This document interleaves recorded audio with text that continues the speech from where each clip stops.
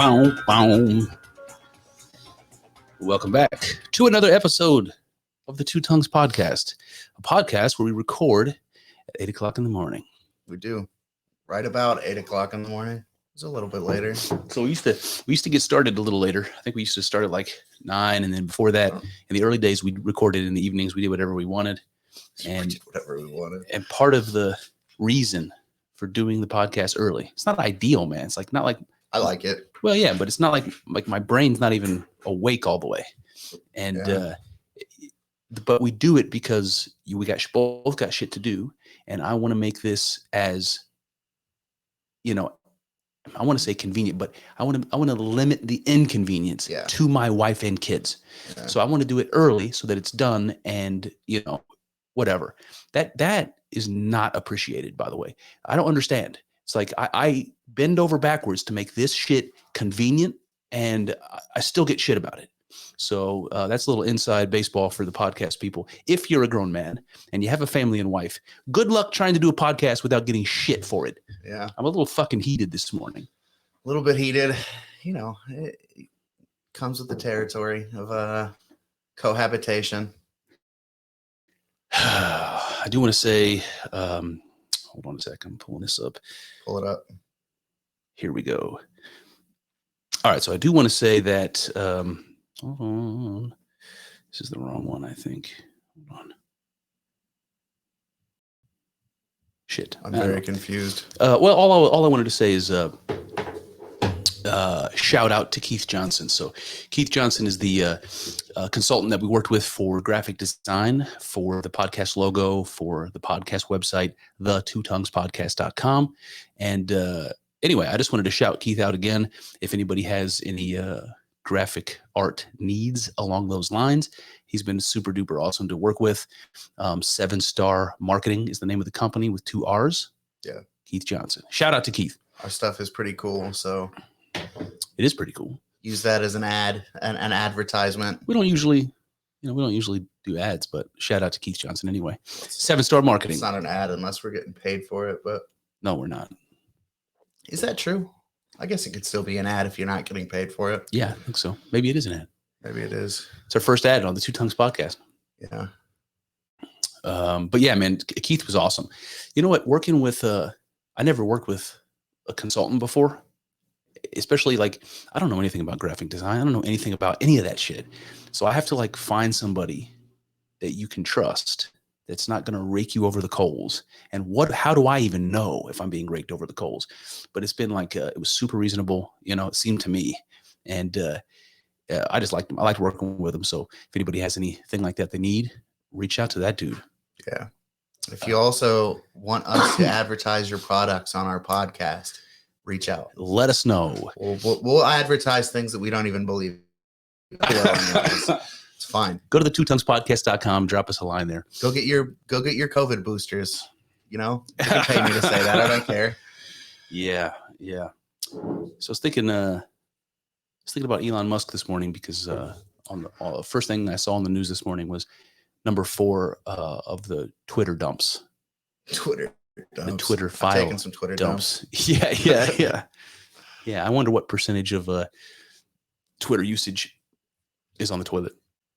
A good amount, I would imagine. I would imagine it's got to be close to half. It's at least a third. Maybe. That's a lot. Half. Yeah, it's a lot. That is a lot.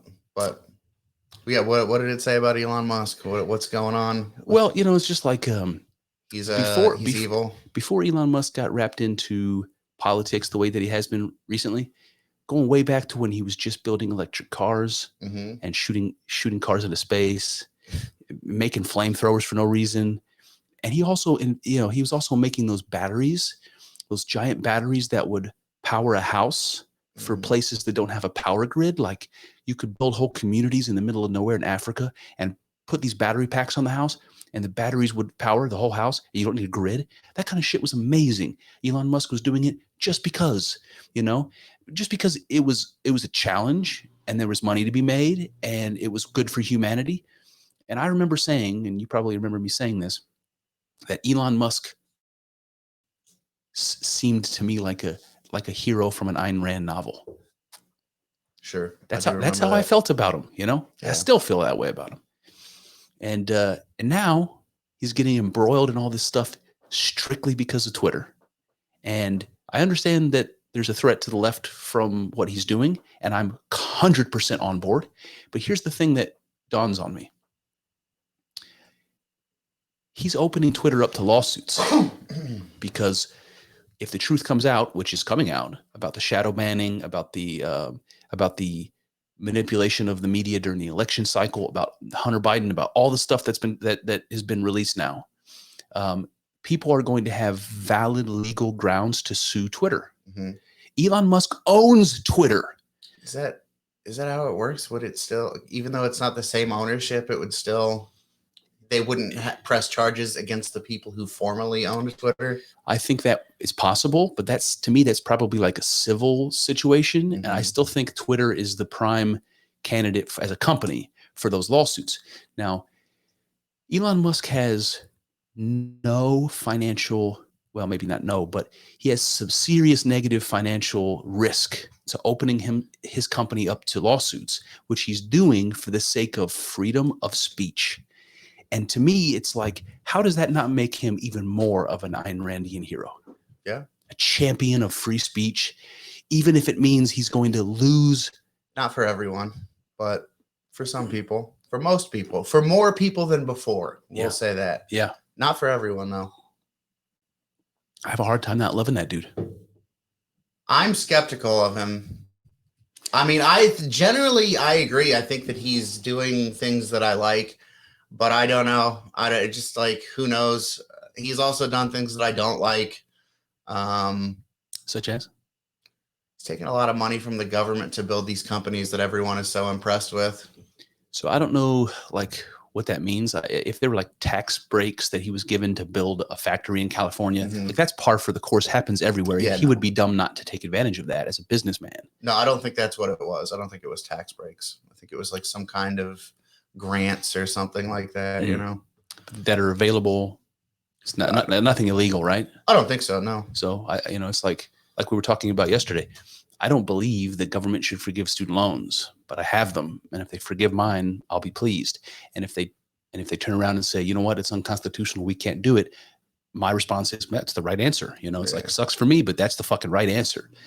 Elon Musk having access to that, whether we would believe in it, as a policy, is one thing. But if it's available, he should be doing it. He'd be dumb not to. He would be at a disadvantage to other companies if he doesn't. Yeah. I guess.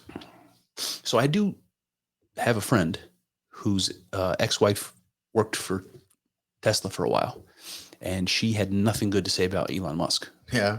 She's a very liberal person, and imagine that. Yeah. And but her complaints about Elon Musk didn't have to do with politics at the time. They had to do with him being a dick, as far as being a boss, and being like a slave driver, as far as, what he was demanding out of his employees.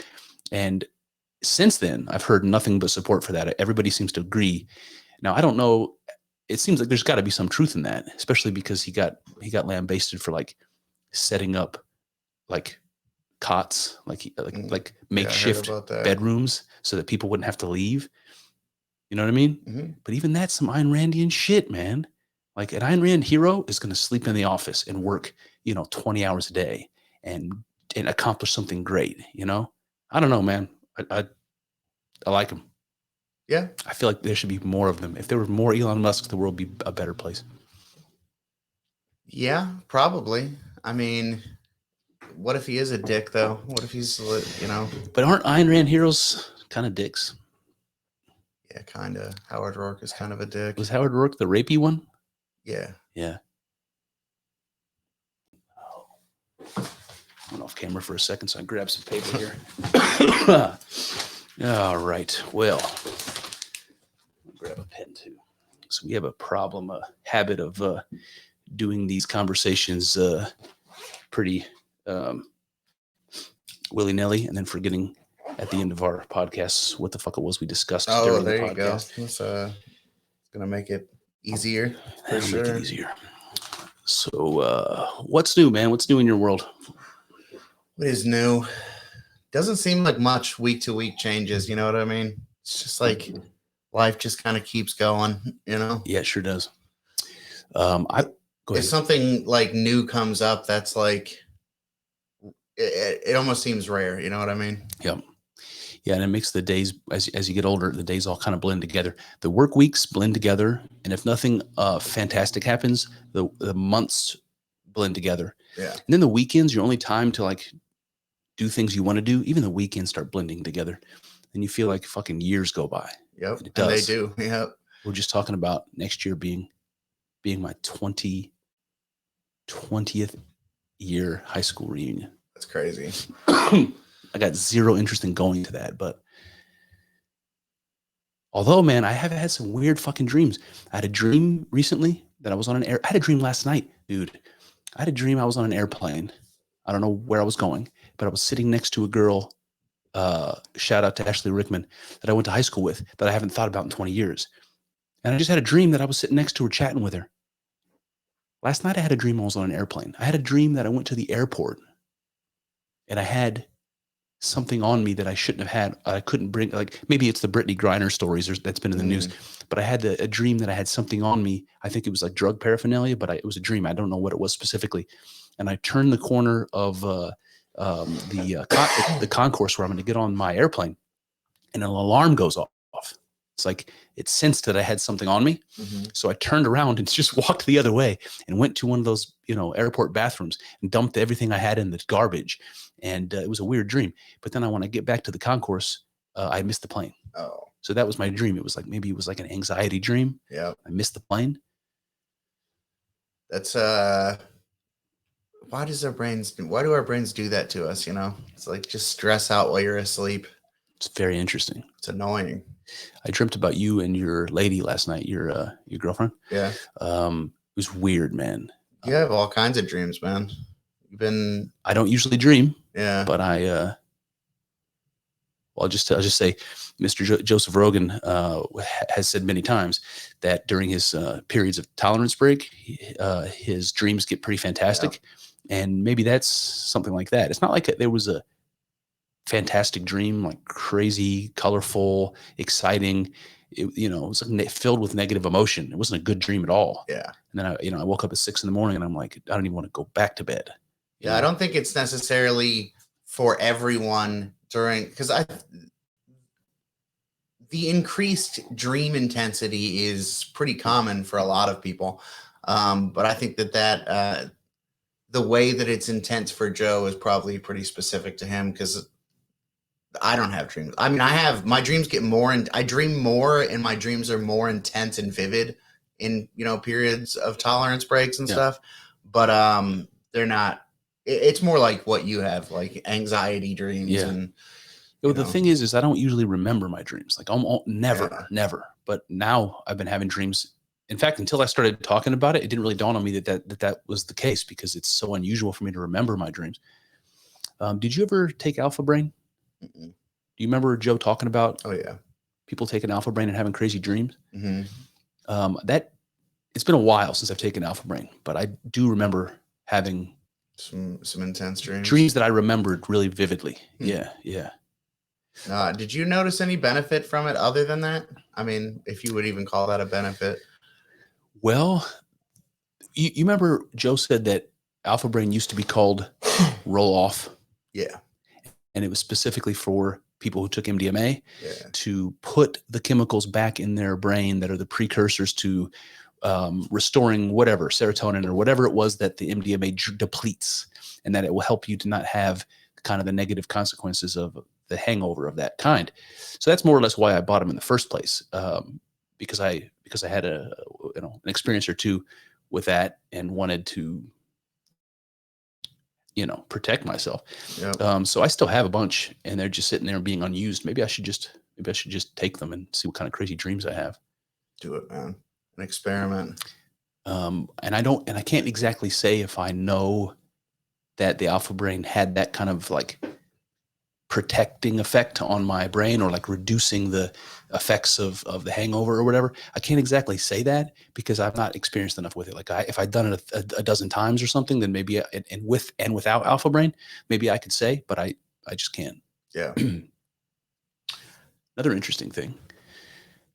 I got a message on Twitter, not to me directly, but a message from Dr. Shersted Hughes, who we talked about on the podcast many times, who wrote that book, Modes of Sentience.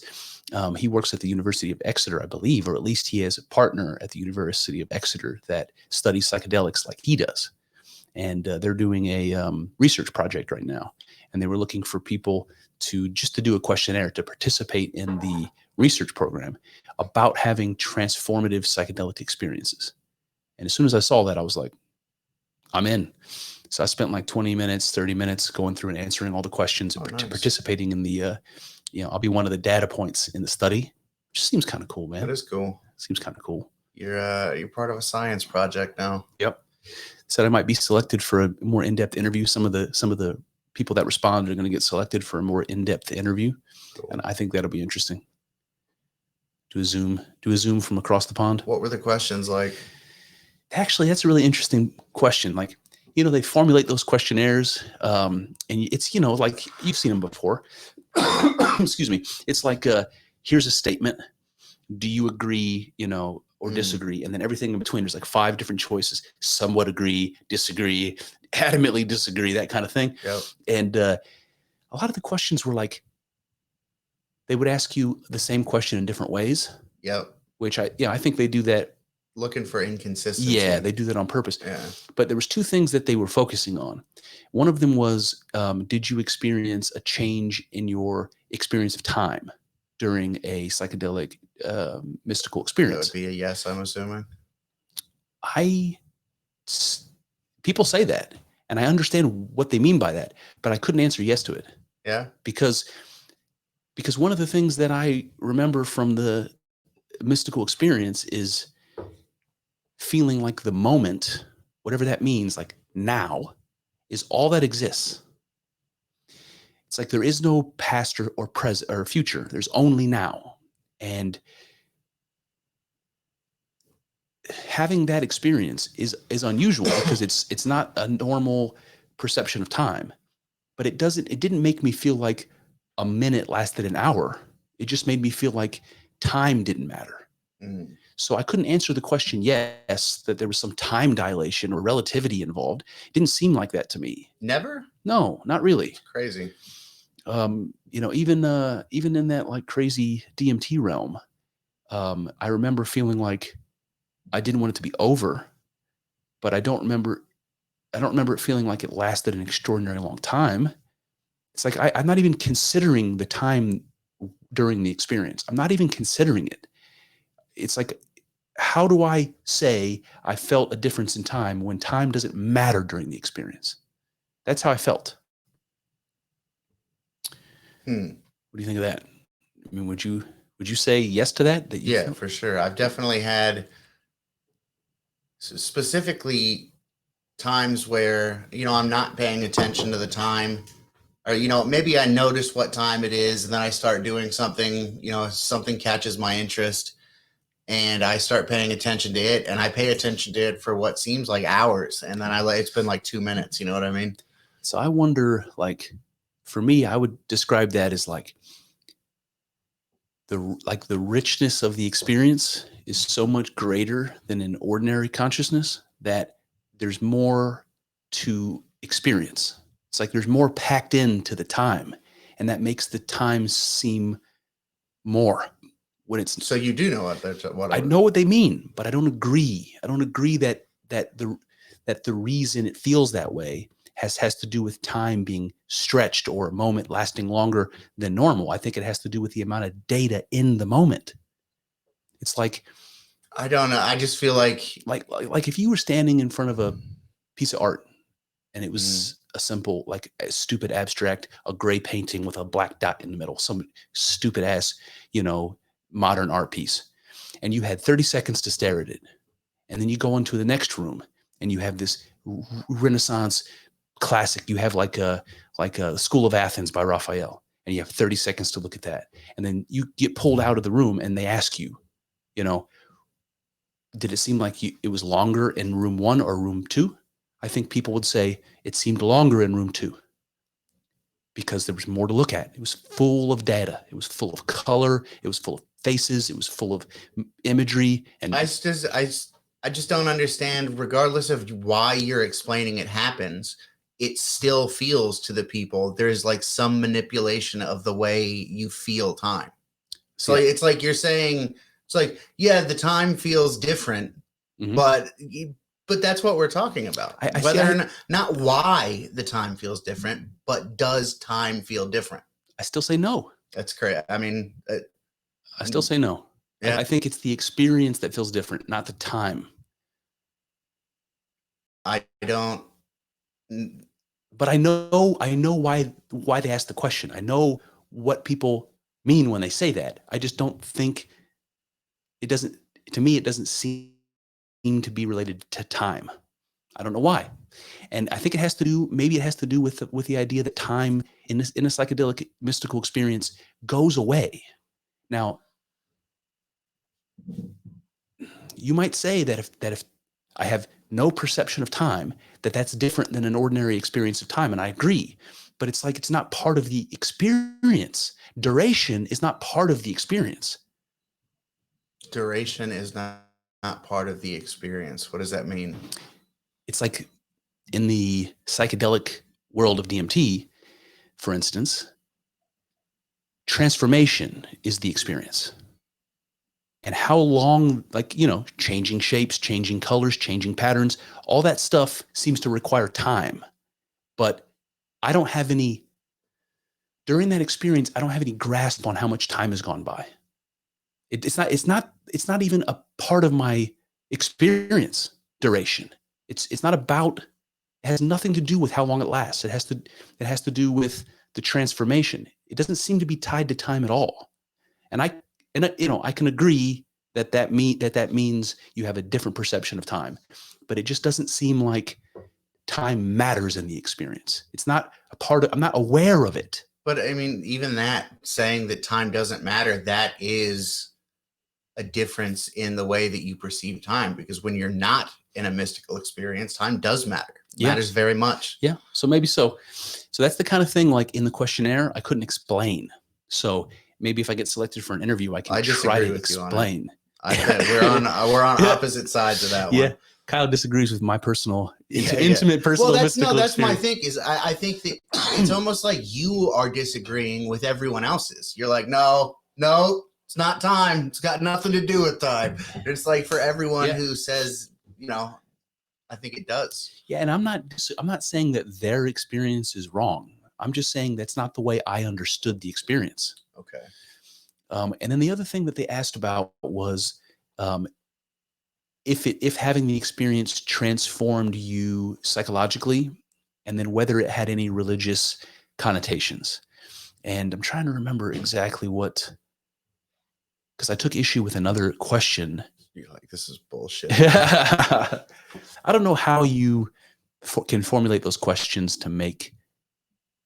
It's not an easy task as a scientist to formulate a questionnaire that's going to evaluate a transformative experience. But they asked a lot about oneness, a lot about unity and feeling like you're one with the universe and all that sort of thing. And I, was like, strongly agree. Yeah. Like that, to me, that's what it's all about. All right. I don't know.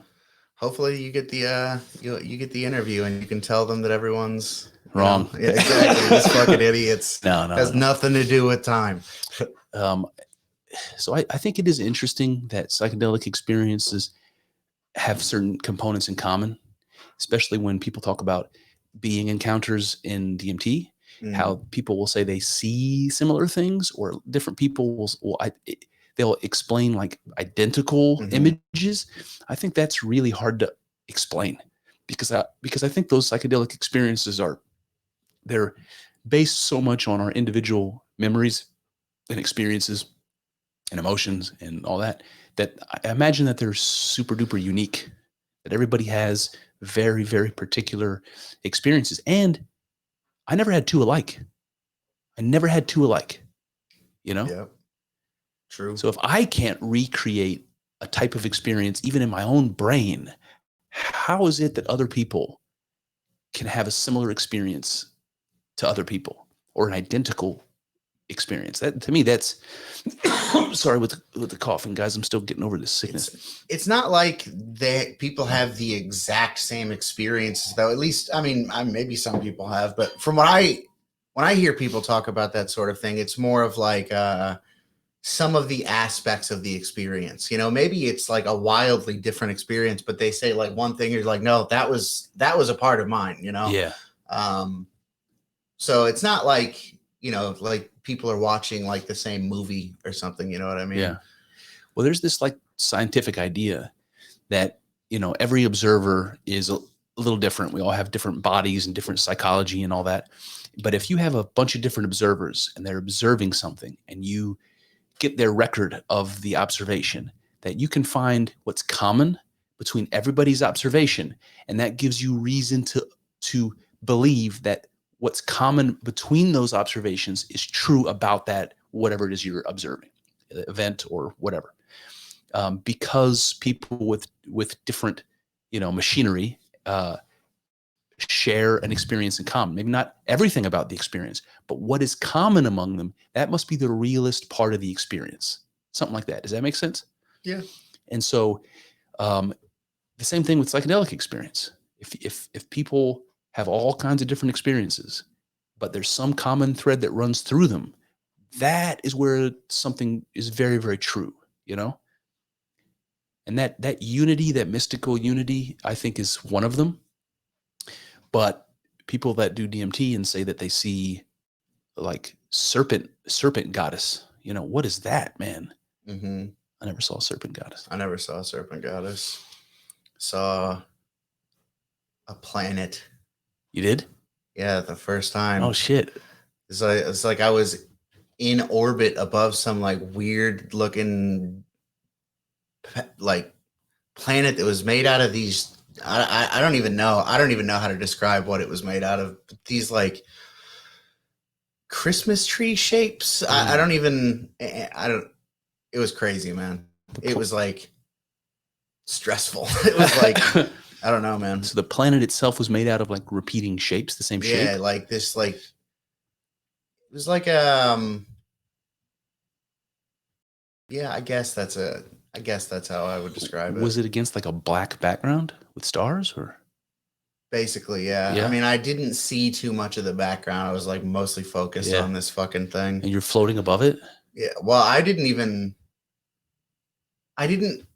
I saw it from above. I don't know that I was floating above it. I don't know that I was there, you know? Yeah. I could have been like watching TV, you know?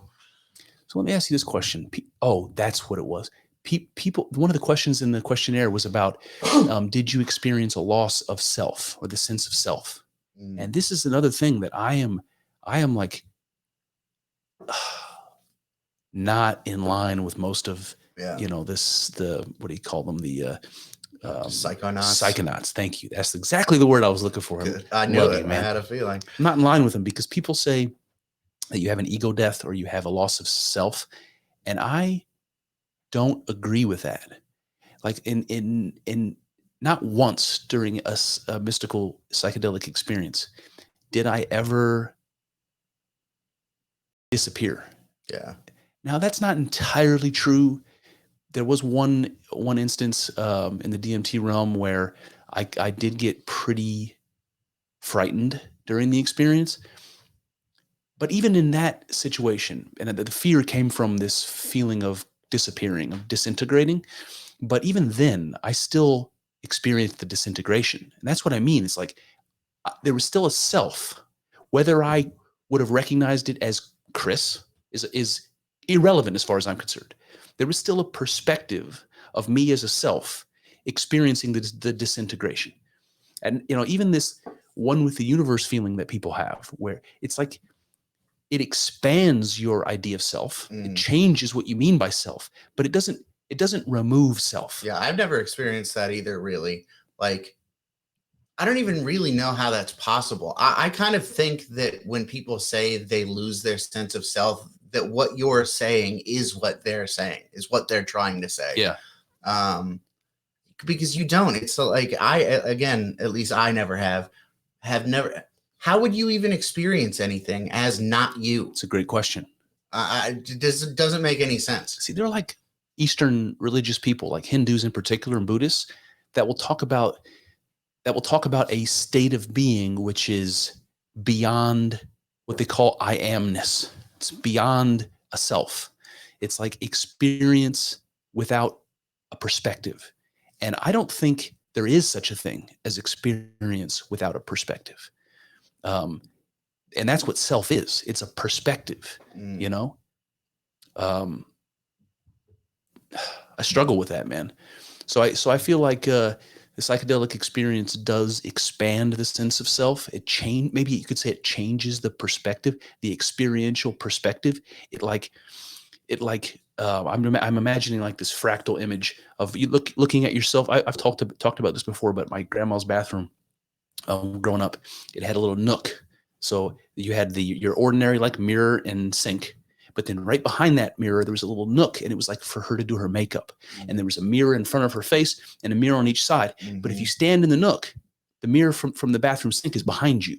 So if you stand there, you can see criss, as long as it goes, as far as it goes to infinity, right? Yeah. So I can imagine this fractal image.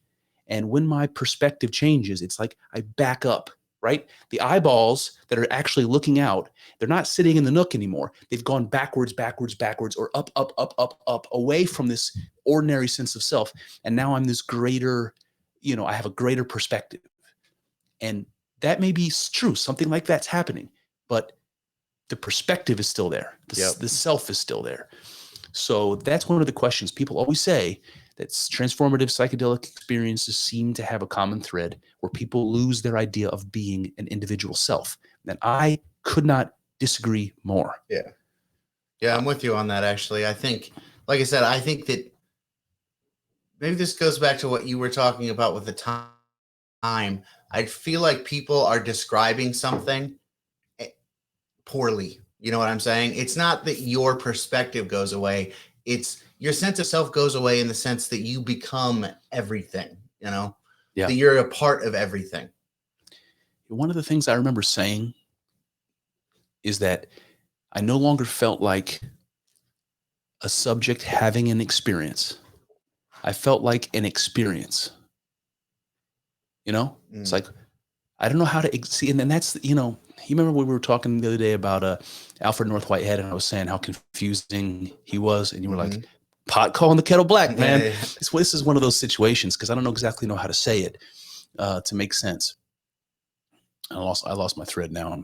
I went too far down the wormhole. Fuck. Yep.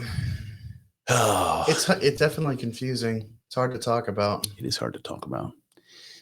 Do you know if that last week's episode was a little bit risque in terms of what we were discussing? Like we talked a little bit about Kanye. We talked a little bit about Hitler. We talked about some of those things. I actually need to make a statement about last week. Oh God. I said some terrible things. I disavow Kanye. 762 billion Jews died in the Holocaust. So it's not something to take lightly. How many Jews died? 762 billion. Million or billion? Billion. What? That's what I heard. No way. Come on, man. That's what I heard. There's only 6 billion people on Earth. Well, now. So, it's not something to take lightly. Mean Mr. Mustache is a bad guy. Did a lot of bad things. Yep. And any insinuation that Jews have outsized power compared to, the proportionality of the population that they make up, that's very anti-Semitic. You shouldn't notice that. You're not allowed to notice that. If you do, you're anti-Semitic. And I that's how I feel. Do you know what an Ashkenazi Jew is? Yep. Can you tell me? Eastern European Jews. So these are just Jewish exiles living in Eastern Europe. Okay. There's, I think, two or three more like branches like that. There's Sephardic Jews. Never heard of them. Yeah. They're like in Spain. Okay. Does that include Portugal? Yeah, Spinoza? like the Iberian Peninsula. Yeah. Okay. So yeah, Sephardic, Ashkenazi, and there's one more. There's more than one, I think, but because there's like the Hasidic, that's like their own little branch. Yeah. But yeah. Yeah, I don't know enough about it. I should probably ask some questions. The reason I bring it up is because one of the things I remember Jordan Peterson saying is that the Ashkenazi Jews, one of the things that people don't like talking about, especially now, is IQ research, because there's too much racial disparity that is that falls outside of the PC talking points. What I mean is, there's certain areas where women don't do as well as men. There's certain areas where black people don't do as well as white people, and so forth. And you can't say any of that, because if you do, you're a racist and a bigot and a sexist and blah, blah, blah, blah, blah. Even though the science is fucking clear.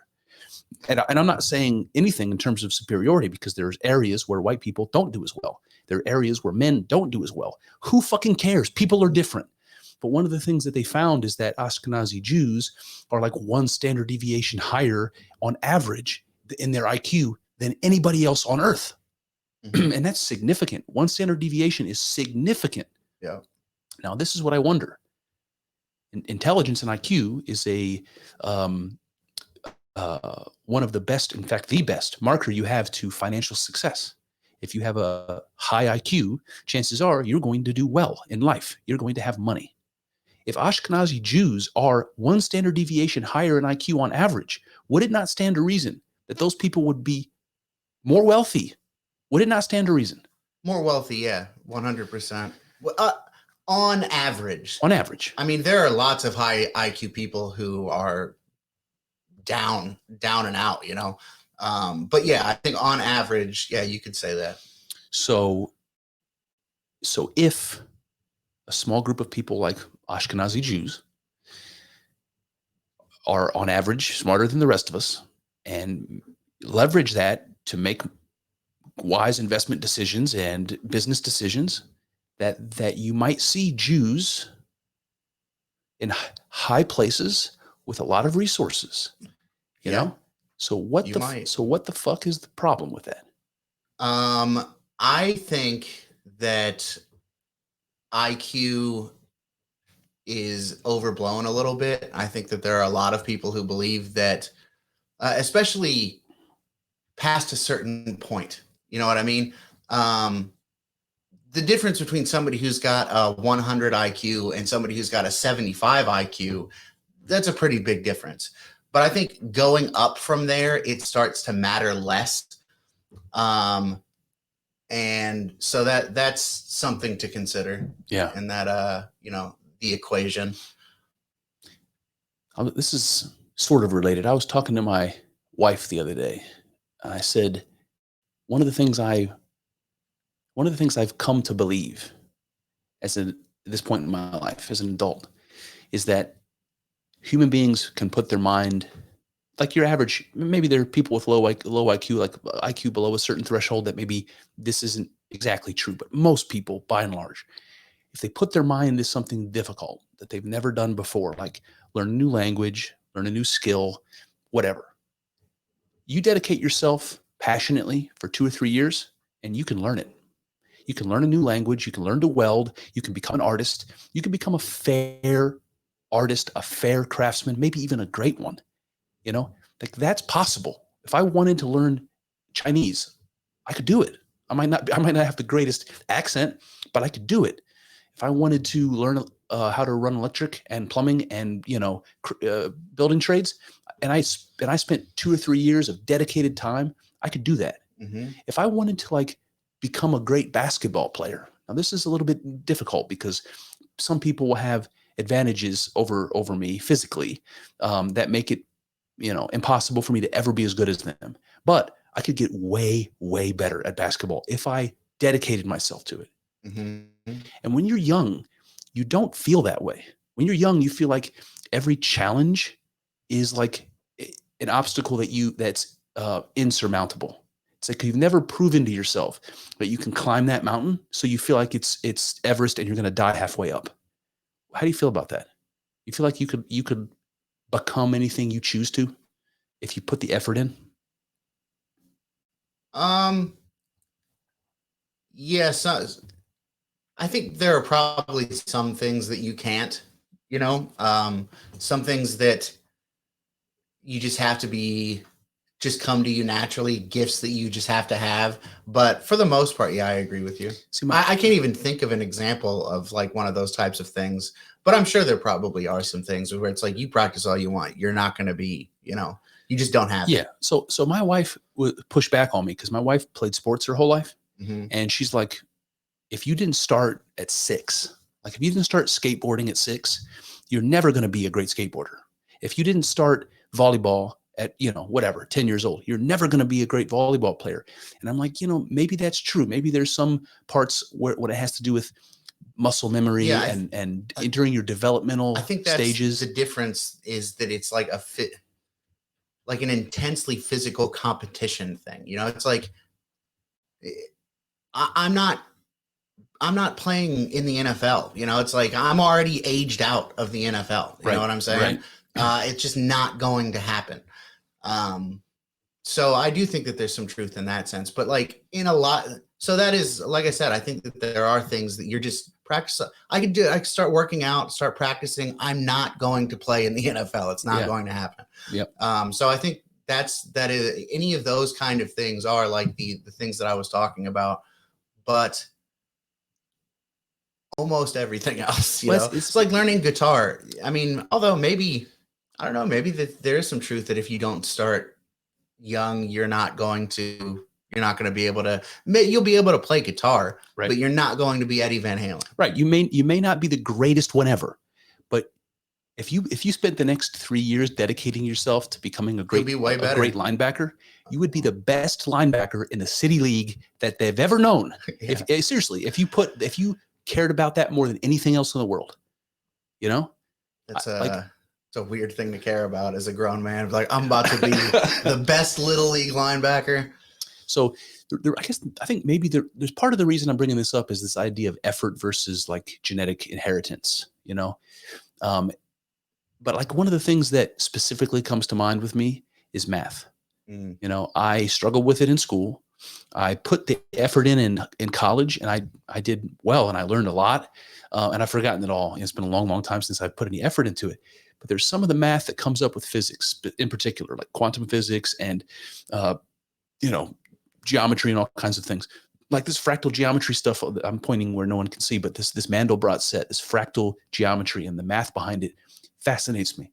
And I know that if I put the effort into it, I could learn it. What I mean is, I think I could understand quantum physics at the level of university, level, that I could get there. Yeah. And it would be hard, but I am 100% certain that I could learn it to the point where I could have a conversation with a physicist and have an intelligent conversation with a physicist.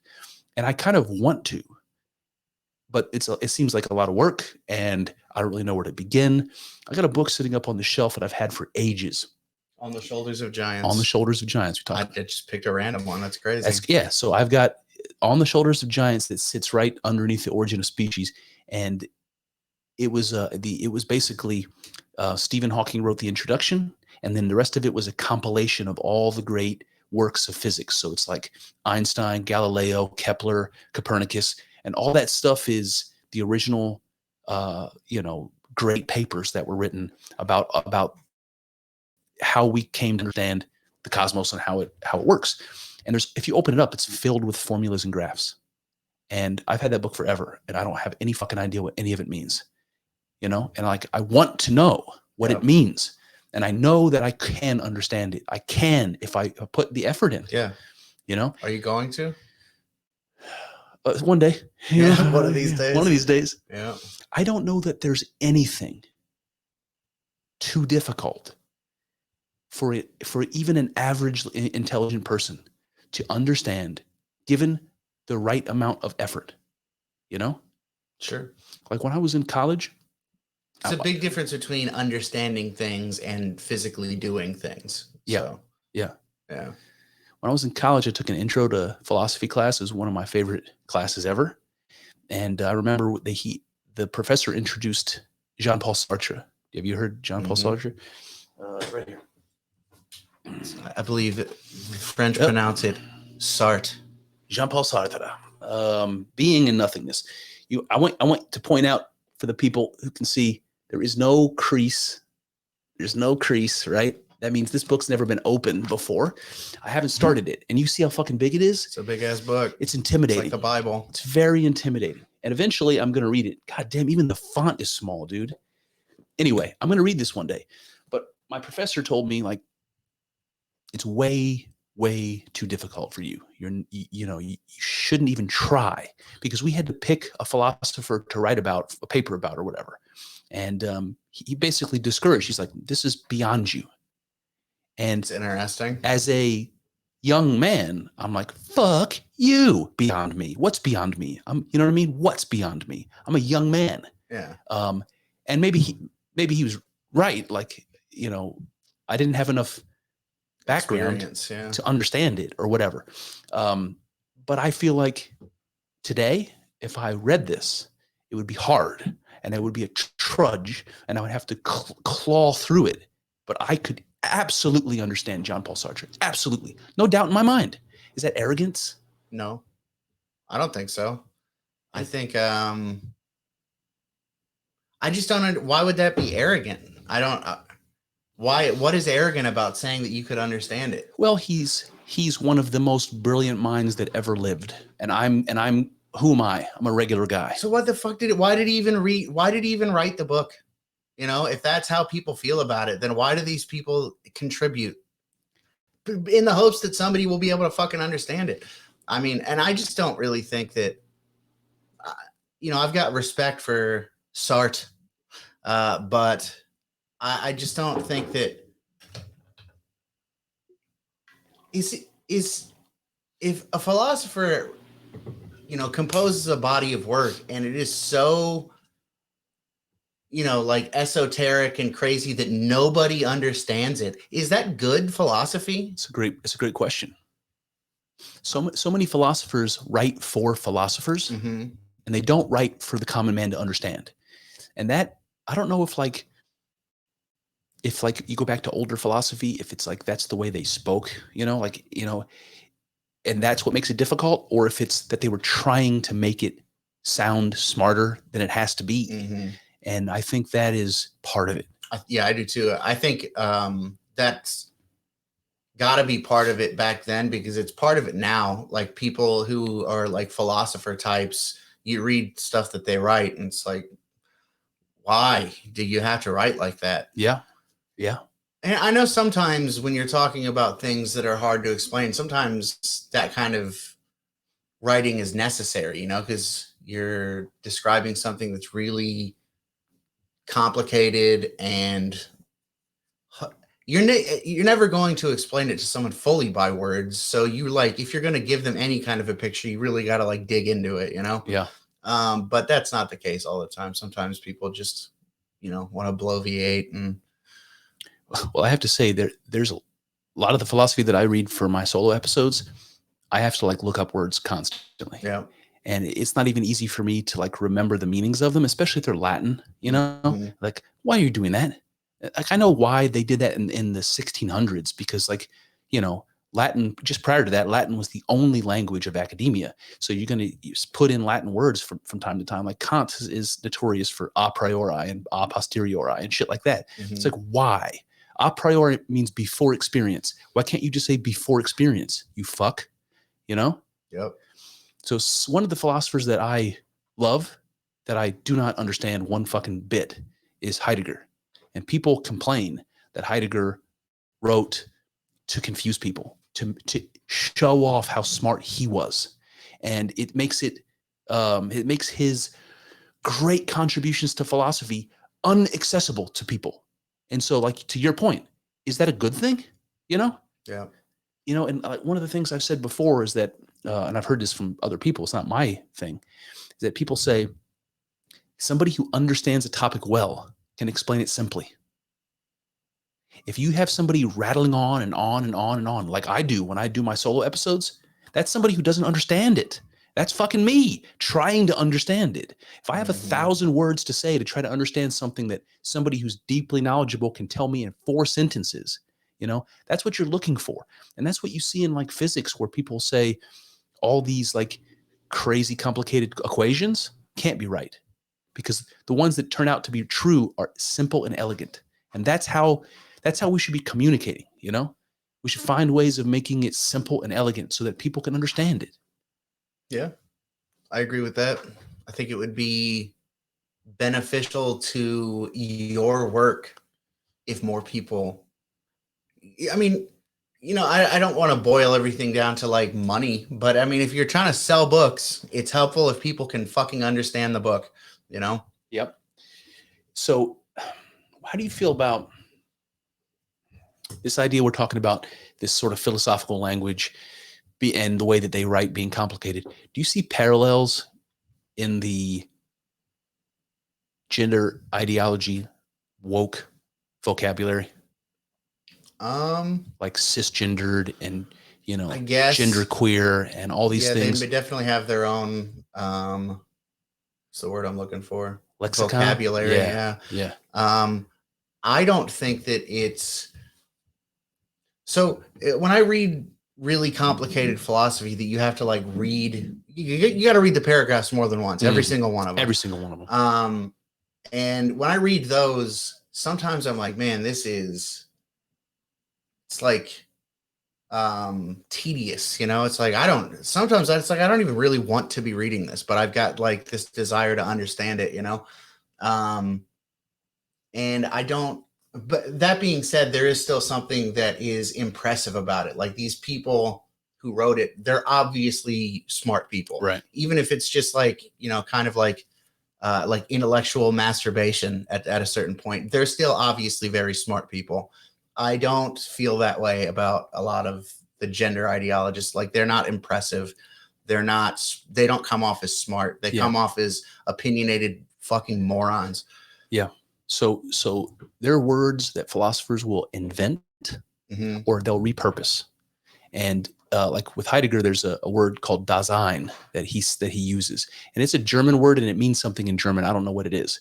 But the way I've come to understand it is trying to describe the way things exist. And this is I'm probably wrong, but this is the way I've come to understand it. When he says Dasein, he means a being, like you and I, in being. A being in being. That's how everything is. Everything exists as some sort of a being existing within being. And we can say human being, but if I just say being, I mean existence, and so it's complicated, but that's my best guess as to what it means. And so he uses this word to have a particular meaning because there isn't a word that exists that has that meaning. So he invents one. But then you contrast that to these gender ideology woke people, and they say things like cisgendered or gender nonconforming. Okay, let's take cisgendered for an example. It's a word that need not exist because we already have a word for that. Cisgendered just means an ordinary person. It means normal, decent human being. Even normal. They take that word and they call it normative, and they act like it's discriminatory in some way. And that's such bullshit. But my point is the difference between saying cisgendered is a word that doesn't have, you don't add anything to the understanding of gender by creating this new word. Heidegger needed to create a new word because there was nothing existing that meant that. We already have a word. It's called gender to mean what they call cisgender. So you're not adding anything. What are you doing? You're creating an extra complication of language so that you have this secret language among your inner circle that only you understand. I think that if you grant, which I don't, but if you do grant to them that trans non-binary is a thing, then I think, again, granted that that's a real thing, I think that they do have a need to create the word cisgender. You know what I mean? Well, I don't think it's a real thing. Well, I don't either. But regardless of how I feel about it, that's how they feel about it, so they feel that they have the need to create that word. So they're creating the word in order to create a reality. And Heidegger is creating a word to describe reality. I think they're creating a word to create a reality. Yes. Yeah, I think maybe some of them, but I also think that some of them are, I would say like brainwashed at this point into believing that there's the reality first and that they're describing it, you know? Yeah, I agree.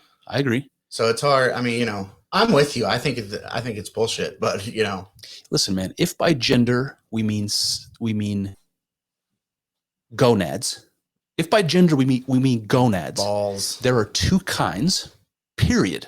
Every now and then you get a little bit of a crossover. You get this, hermaphroditic situation.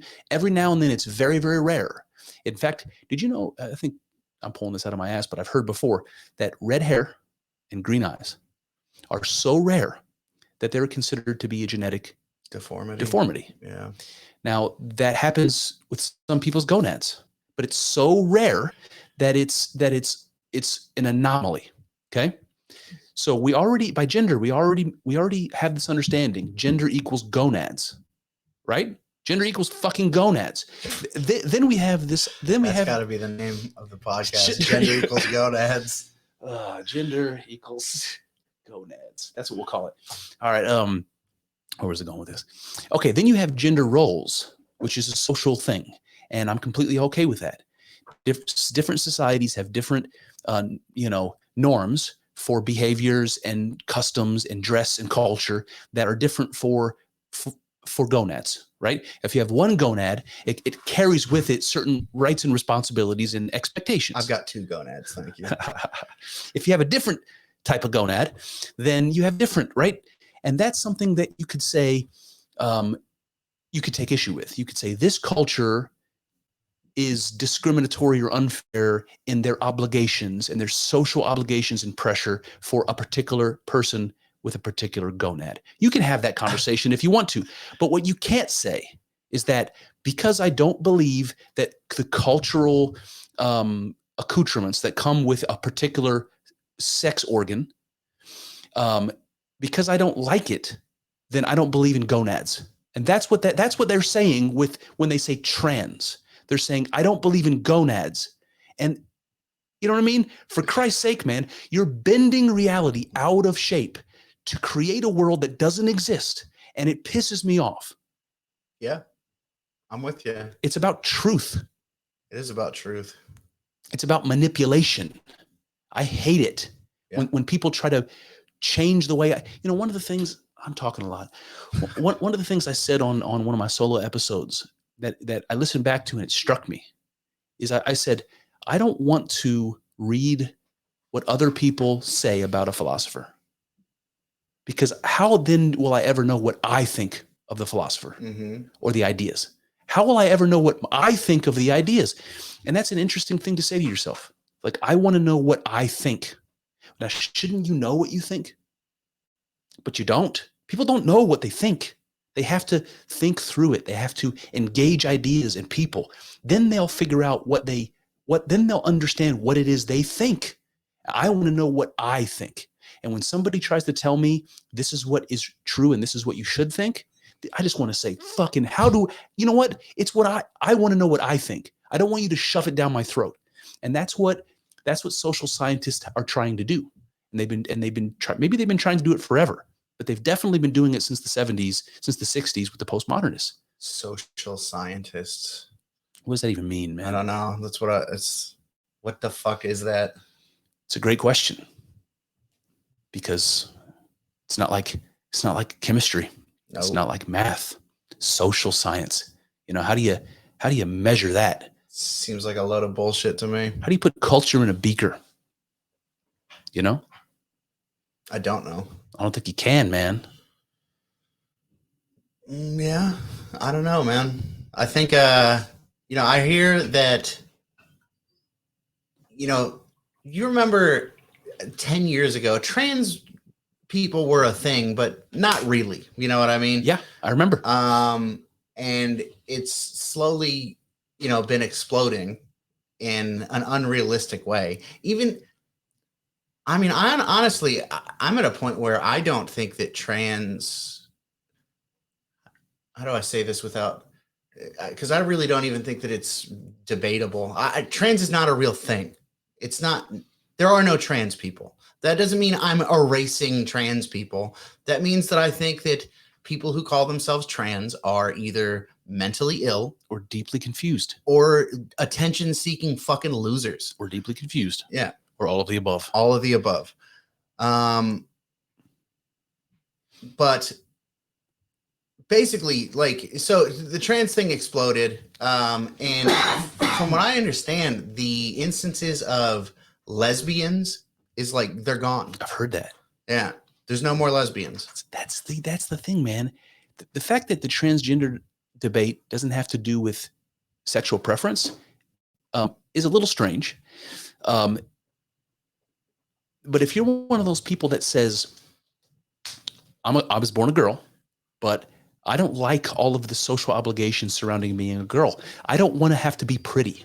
I don't want to have to like be submissive. I don't want to have to cook Thanksgiving dinner. I want to be an engineer. I want to fucking never have kids and be a high-powered CEO, whatever it is that you want to do or think you want to do. By all means. What that doesn't mean is that your vagina and ovaries are inconsistent with your body. That's what that doesn't mean. Yeah. It means that you have other values and priorities, and that's perfectly fine. Why do you have to cut off your breasts? What are you fucking doing? You know? Yeah. It doesn't make any sense, man. Well, that's good news then. Because from what I understand, in the way that people becoming trans has basically gotten rid of lesbians, non-binary is basically going to do that to trans people. Like these people who are like, lopping off their genitals and things like that. That's all going to go away because of the it's like, I still think that the idea of gender non-binary is like damaging to our society. I don't think it's good. That being said, though, I do think it's better that you have some like crazy people who think that they don't fit into reality without them having to mutilate themselves. Sure. Yeah. So, I mean, an understanding of being gender non-binary, all that means is I don't feel like the social expectations of my gonads is appropriate or desirable. Fine. That has to do with society and culture. It has nothing to do with your body. It has nothing to do with your body. The people that are making it have something to do with your body. And this is the thing that's so fucking disgusting, because this is coming almost exclusively from the left, right? The people that don't think corporations and money should be involved in society or culture or government, because they manipulate, because they get tied into collusion. If there's money to be made and money's changing hands, that's all a recipe for disaster. Nothing good can come of that. So, those are the same people now that have created an industry. Not only the sex change operations, but also the therapy, and also the there's a whole billion-dollar industry that's pharmaceuticals, right? Yeah. That have formed around this, yep, and are driving it. And the lefties that would normally say, get rid of this corporate influence, get rid of all this, shady shit, have no problem with it taking over the trans, a debate. They have no problem with that. It's so hypocritical, man. Yeah. It's fucked up, man. It's, like I said, I obviously I think that all of that is terrible. And if the non-binary thing comes in and like cuts the legs out from under that abusive system, then that's good. That being said, like I said earlier, I still think that the whole non-binary thing, I think it's got negative implications for society. I mean, I agree. This is probably controversial, although it fucking shouldn't be. So I keep talking about the crux of this trans debate being social obligations. Mm-hmm. And I think we'd all agree with that. If I'm a effeminate boy or effeminate man, and I don't want to work on cars, and I don't want to go hunting, and I don't want to get dirt under my fingernails, I just want to, like, fucking put on a button-down dress shirt and take a stroll through the mall, slacks. right? Like whatever. Like, I shouldn't be forced by society to be one way if I don't want to. And every human being on the face of the earth would agree with that. I think it's like, if you don't want to be that way, be whatever way you want, man. And that doesn't have anything to do with your body or your genes or surgery or anything else. But to your point, there is a division of labor that has happened since the Stone Age, since as early as we know. And it's like, look, there's a lot of shit that has to get done for human beings to survive. We have to build shelters. We have to find food. We have to clean our water. We have to take care of our sick. We have to make clothes. We have to stay warm. There's all kinds of things we need. And no one person can do it all. So we divide the labor. That's what hunter and gatherers is all about. Dividing the fucking labor.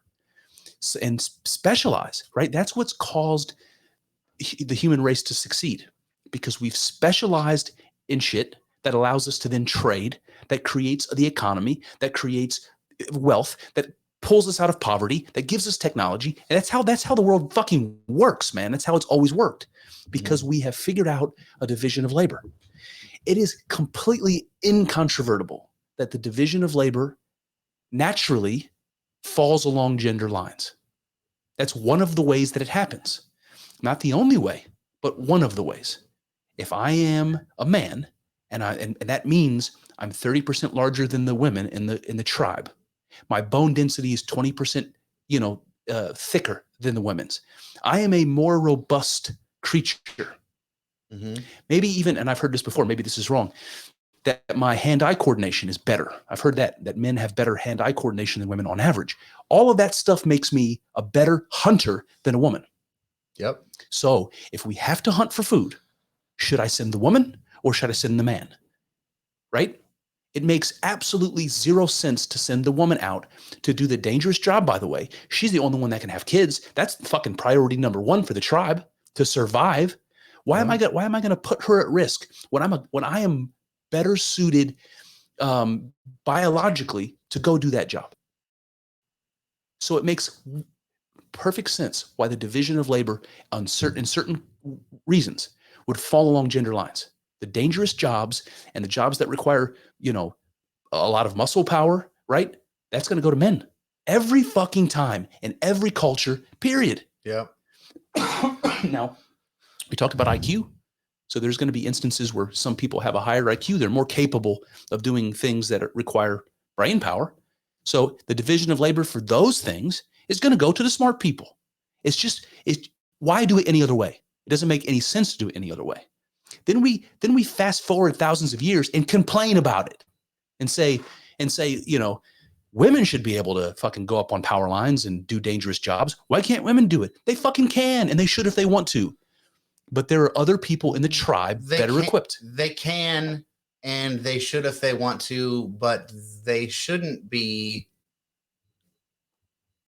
I don't think that if a company, whatever these fucking, the electrical companies that maintain the power lines, all that, if the company doesn't want to hire a woman, they shouldn't have to. Like that kind of stuff, I don't think makes any sense. Like, we'll go with women in combat. Why? I mean, just because they could do it doesn't mean that they should, I think, and I don't think it's wrong of society to say no, you're not allowed to, So you can imagine there's an outlier woman out there. She's probably a black woman, because, by the way, black women have the average bone density of a white man, which is just a fact. So let's say you have this outlier black woman. Maybe she's Brittany Griner. Maybe she's 6'4". She's a powerful lady. She's got smokes a little weed. Smokes a little weed. She's got great hair. She's back. She's got the bone density. She's athletic. She wants to fight. And she, if I got injured on the battlefield, she could throw me over her shoulders and carry me out just like a man. Should she be allowed to fight? I don't care, to be honest with you, but I also think that if a society says no, then no. Like I just don't really think it's that bad. Like I think that we have, cultural divisions of labor, like you were talking about, but not based on necessity, based on, well, I think that things that are in culture are like due to some sort of necessity of reality. You know what I mean? Right. Yeah, I just don't like the outliers, the like one or fucking two outliers. I don't know. I just don't really feel that bad for them. I don't think that we need to adjust the rules of society for outliers. That's the point. That's the point. There's no, it doesn't make any sense whatsoever to bend the rules of society to accommodate a tiny fraction of people that are outliers. Because then you get other people, like you let Brittany Griner in, and then you have got, like 6 months later, you've got some bum bitch who's not going to be able to pick you up and sling you over her shoulder. And it's like, so we opened the door for you, and now you're dragging us down. And that's like, it's a real problem in the military today. Yeah. Like the level of people that they're getting in the military, it's not good. I've heard many military people talk about that. I've heard Jocko, Tim Kennedy talking about like, it's not what it used to be. Like it's a good thing we've got all this technology and money, because the human aspect of it ain't what it used to be. Yeah. See, that's a problem, man. This is the idea of standards. And this goes back to like, well, we could talk about public schools, standardized tests and things like that. It's like they're constantly lowering the standards because kids aren't rising to the level of what they're expected to. And same with the military. It's like, if we want to accommodate having women in battle, we have to lower the standards. Listen, man, if I'm a freedom guy. I think Brittany Griner, the Brittany Griner type chick, should be able to fight in combat if she can satisfy the standards of a soldier. And if she can't, if Ellen DeGeneres wants to join the military, but she can't run the fucking obstacle course, and she can't pick me up and drag me off the battlefield, she can't be a soldier. Yep. But Brittany Griner can be a soldier. Let her be a soldier. I'm perfectly happy with that. Problem is, there will be people that want to, for whatever reason, which is another conversation we should have. Why? Why do they want to? Because society tells them being a woman is insufficient. That's a good question about why they want to. And you said that society tells them that they should want to, but it's just like, where do those ideas come from? Why do those ideas, why are they like so successfully disseminated? When we were kids, I remember this high-powered CEO type woman, CEO type character. Like, women wanted to be corporate attorneys. They wanted to be, these high-powered, high-valued, rich types that are almost exclusively limited to basically sociopathic men that work 80 hours a week and don't have anything to, anything else going on. That's what they were told was better, right? Than having a family. Now, I imagine that sort of thing started in the universities and got disseminated that way, but I don't know. I haven't done the research. Yeah. Most things do tend to start there. And then, via, you like crank out these minions who believe all the stupid bullshit that you've pumped into their head over their 4, 6, 8 years of college. And then those people go out into the world and, they get their jobs. They disseminate that through whatever, channels are available to them. So it's pretty pervasive, like that kind of ideology. It's everywhere, like no matter where you look, there's someone telling people that, I don't know, that they should do what they want, all the time. Telling them that they're inadequate or insufficient if they don't do what the most successful whatever that means, men do. It's so goddamn sexist for someone to say, as a woman, you aren't valuable unless you can do what the most successful men do. It's like, first of all, measuring success between different people will be different. Measuring success between groups like men and women, first of all, that's fucking impossible to generalize about, but it will be different. Success for a woman, saying that I have had a successful life or something, whatever that might mean, is going to be different for everybody.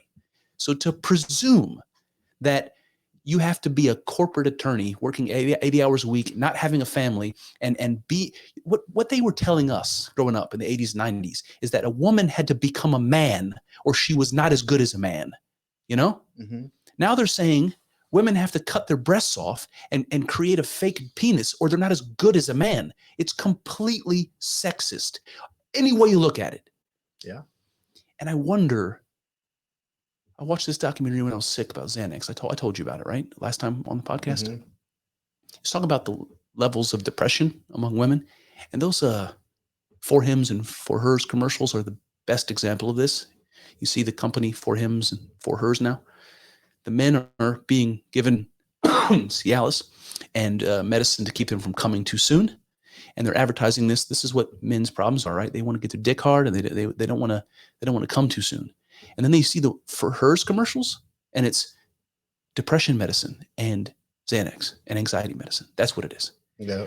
Now, my question is, we have an epidemic of depression and anxiety, and it's worse now than it's ever been in human history. An epidemic of depression and anxiety amongst women and soft dicks among men. Yeah. What a world. That's all the social commentary you need. What a fucking world. We're completely fucked. And you might wonder why, because we're supposed to have all this progress. And my question is, do you think that women have been told for 50 years that they're not good enough unless they act more like men, which is so fucking disgusting. Mm-hmm. But let's just say that now they don't, by and large, follow their, let's say, biological and psychological like instincts. They don't have kids, or they wait a lot longer to have kids, or whatever it is. They choose different careers, even ones that statistically women aren't going to enjoy. You know, mm-hmm. Jordan Peterson. But fucking men don't enjoy them. Like, yeah, a lot of the stuff that like women want to do because men do it. It's like men don't want to do it. You know, it's like they do it because they need to. You know, right. Like somebody's got to do it, and there's an opportunity there. So, you know, do you think that this is where the God damn it, the high levels of depression come from? That women aren't allowed, they're not permitted by society any longer to follow their instincts. They're not allowed. They're made to feel bad and guilty if they want to have a family. They're made to feel bad and guilty if they want to have children. They're made to feel bad and guilty if they have any traditional beliefs. Mm-hmm. And we're wondering why they're committing suicide. We're wondering why they're completely unhappy with their lives. Not as often as men, but yeah. Same thing with men, man. Men are told, masculinity is toxic. Little boys have ADD just because they're hyper. You got to medicate them up and don't let them play and don't let them develop and tell them they're bad because they have aggression and they want to, we're trying to fight instincts. We're trying to fight 100,000 years of evolution. For what? For this perception of social progress that isn't social progress. I don't think that it's a natural. I don't think that these ideas are popping up organically. I mean, I pretty much fully believe at this point that those ideas were seeded into our culture for specific purposes, and they're working like a fucking charm. And I think that those purposes are control of the population. You've talked about it before when this has happened a few times in history. Some kind of outside force will, trying to overtake an area, and one of the things they do is they start broadcasting porn because it makes people docile. It makes people just like sit there, you know, and just look at how pervasive it is in our society. It's so easy to get. It's free. It's in your pocket all the time. Yep. And I just don't think that that's an accident. I think that there's a reason for that. It's interesting. It's interesting because you look at what. That's something Kanye was talking about, by the way. Oh, really? Yeah. He's talking about porn. He was talking about how there's this big like push against pedophilia in society right now. But like there's this big push against pedophilia, especially amongst like right-wing people. But right-wing people consume porn just as much as anyone. And basically, anytime you're watching porn, you're like re-victimizing people who statistically most likely had some form of pedophilia, you know, done to them, I guess. Yeah. You know? Yeah, it's rough. Yeah. I wonder if it's similar if you consider like the types of drugs that have the blessing of the society and the types of drugs that don't. It's like you can go out and get opiates. You can get hooked on opiates, easy peasy, lemon squeezy. You can get hooked on benzodiazepines, easy. You go to the doctor, you tell them you're a little anxious. You're on Xanax for the rest of your life, and you're fucked. Yep. And those are drugs that make you docile. They're drugs that make you dependent. Yep. But if you want to do psychedelics, you're going to jail forever. You know? I think. Yep. I mean, I have like some grand conspiracy theory, but I don't think that any of this stuff is accidental. I think that that's exactly what they want. They want to give people plenty of ways to make themselves completely fucking worthless, to never take any kind of power in their life, to, you know? Yes. Yeah, I just don't think it's accidental. You look at like every aspect of our culture and none of it's good. Like it all is feeding into the same shit, the same negative, negative. What's the word I'm looking for? Impulses is what, you know. So what do you think would happen if, I guess I'm playing the devil's, I'm going to put myself in Kyle's seat for a second. Do you think, I've been watching Yellowstone and I really don't enjoy it, but the rest of my family enjoys it. So I just suffer through it. It's crazy because I've heard really good things about it. It's from not a lot of people. It's not a bad show. I just don't, it's not for me. Oh, you talked about this last week. Yeah. It's got like I told you last night about it. Oh, was it? Yeah. Okay. Or maybe I did mention it last week. Yeah. But yeah. It's got the messaging, yeah. But this is like in Montana, I think it is. And it's like the wild fucking West, you know? And people can, like, there's these two bad actors in season 2 that are like they're like mafia type guys. And they come in, they have a lot of money, they have a lot of force, and they come in and they fuck everything up for everybody. And they're, you know, it's like a cancer in your body. When you say bad actors, do you mean like doing bad things, or like literally these guys were not acting well? No, doing bad things. Okay. These are people that are completely selfish and are willing to do whatever they need to do to benefit themselves and fuck everybody else. Yeah. Okay.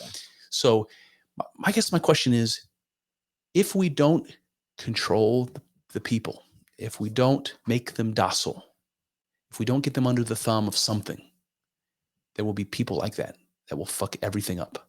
So my question is, do you think that there's some like necessary part of the, you know, making us fight amongst ourselves and making us docile and dependent that is trying to preserve, you know, our union?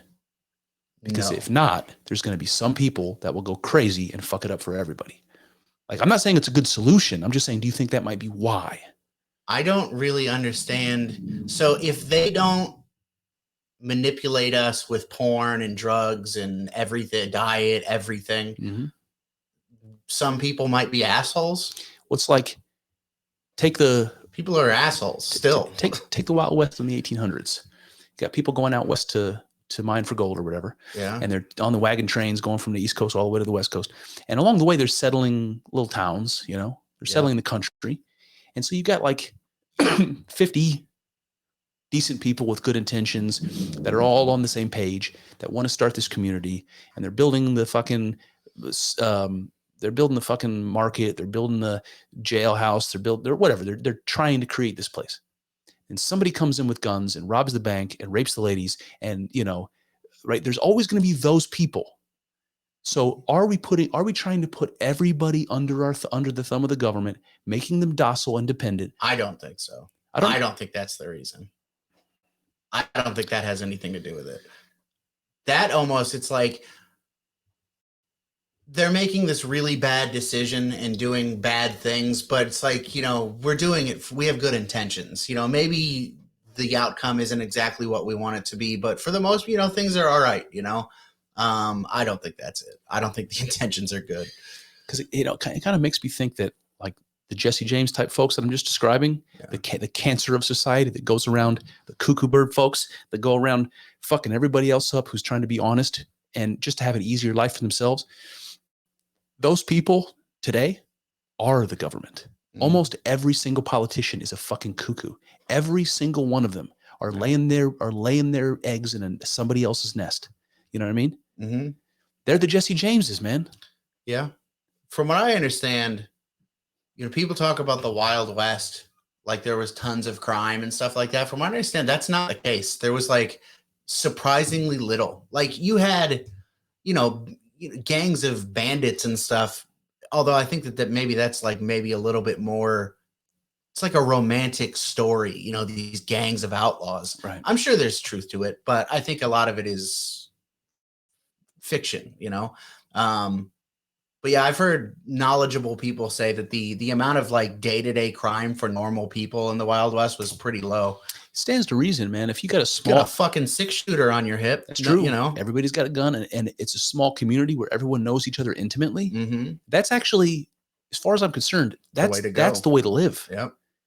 Big cities where people are anonymous and nobody gives a shit about anybody else. How could that possibly be a better way to live? Human beings are not designed to know that many people. And so you live in New York City, everybody is a faceless, ghost, and nobody has any love for them. Nobody has any obligations for them. Nobody's responsible for anybody. It's a fucking recipe for disaster. Do you think that happens in Mayberry? If that happens in fucking Mayberry? Probably doesn't. Not. Probably not. I just love the idea, like in the Amish community, somebody's house burns down. Somebody needs to build a barn, and the whole community comes together and builds it in a day. Mm-hmm. Like, why can't that be the case everywhere? Why can't instead of us living in these big cities, we spread out in smaller communities and fill up the country with small communities, and everyone live in places where we know and love and respect each other. And anybody who gets out of line, every single person in society points at them and says, fucking no. And what are you going to do? You're going to rob a bank? You're going to beat up somebody in the subway for no reason? Fuck no, you're not going to. Yep. I don't know what the solution is, man. The solution is what we were talking about doing, I can't remember if it was last week or the week before. We were talking about, living in small communities and building it. It. Like actually developing your own community and not just living in a community, or not even a community, because there is no community, a society that, like pushes all of these negative things on you. Yeah. Like for convenience sake and things like that. What you just said, there is no community. I couldn't agree more with that, man. I don't think there's such a thing as community anymore. Yeah. I mean, there are communities, but a general sense among like Americans, Ohioans, whatever. Yeah, no, it's just too widespread, It's like people say the gay community or the trans community or whatever. They're not a community. Yeah, no. The only communities are like small voluntary communities, like churches, things like that, and families. Mm-hmm. Yeah, well, that's the base, the base community. And even that, man, with the nuclear family, the fact that we don't live together anymore, the The fact that your kin don't live near you anymore. It's crazy. You're not a community anymore. You're separated even from your cousins. You're separated even from your grandparents. It's another thing that I would say is one of these like insidious things that I don't think is, I think it's encouraged for a reason, you know.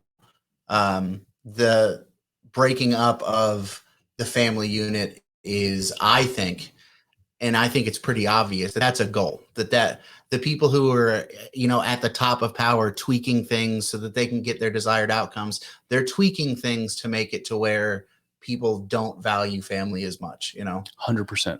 Yeah. I mean, you can see that with the way that the federal government supports abortion, which, listen, I'm not taking a stance on that. I don't want to. I can see some pros and cons on both sides of that. I'm not going to take a stand.